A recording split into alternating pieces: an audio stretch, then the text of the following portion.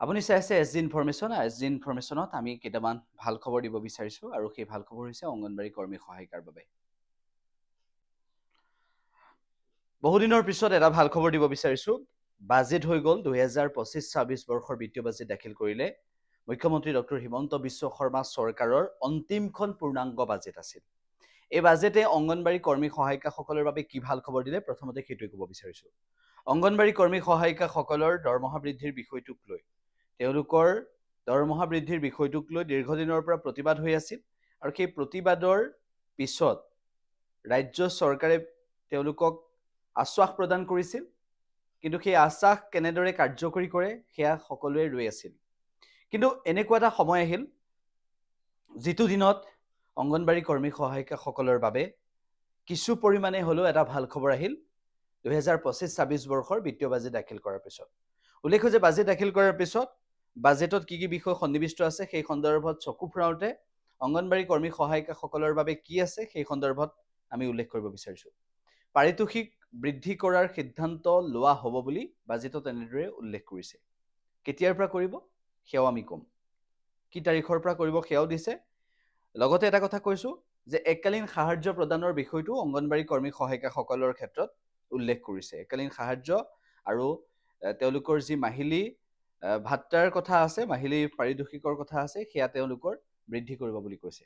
দাবী উত্থাপন কৰিছিল যে আমাক দৰমহা দিব লাগে। এই সন্দৰ্ভত অংগনবাড়ী কৰ্মী সহায়িকাই দীৰ্ঘদিনৰ পৰা প্ৰতিবাদ কৰি আছিল, দীৰ্ঘদিনৰ পৰা আন্দোলন কৰি আছিল। তেওঁলোকৰ আন্দোলনৰ প্ৰতিবাদৰ অংশ স্বৰূপে এইবাৰ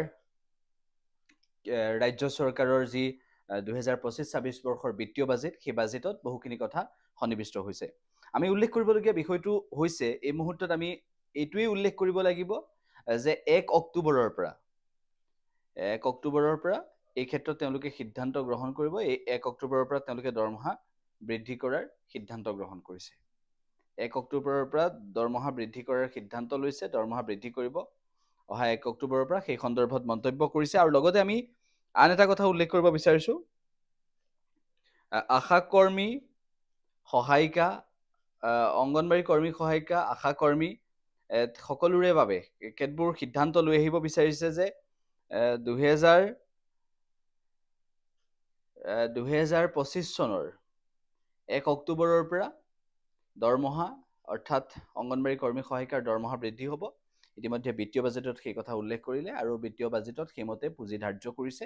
অংগনবাড়ী কৰ্মী সহায়িকাৰ দৰমহা এইকেইটা মাহত বৃদ্ধি যদিও নহয় 1 অক্টোবৰৰ পৰা বৃদ্ধি হ'ব। সেই সন্দৰ্ভত তেওঁলোকে বাজেটত পুঁজিও ল'লে, ধাৰ্য কৰিছে আৰু বিত্তমন্ত্ৰী অজন্তা নেওগে কালি বাজেট ঘোষণা কৰোঁতে সেয়া ঘোষণা পাঠ কৰিছে। আৰু লগতে মুখ্যমন্ত্ৰী ডক্টৰ হিমন্ত বিশ্ব শৰ্মাৰ চৰকাৰৰ অন্তিমখন পূৰ্ণাংগ বাজেট, এই চৰকাৰখনৰ অন্তিমখন পূৰ্ণাংগ বাজেট আৰু সেই বাজেটতে এনেধৰণৰ সিদ্ধান্ত লৈছে। গতিকে 1 অক্টোবৰলৈ অপেক্ষা কৰিব লাগিব। 1 অক্টোবৰৰ পৰা 1 অক্টোবৰ অৰ্থাৎ ছেপ্টেম্বৰ মাহৰ শেষ হোৱাৰ পিছতেই 1 অক্টোবৰৰ পৰাই সেয়া কাৰ্যকৰী হ'ব।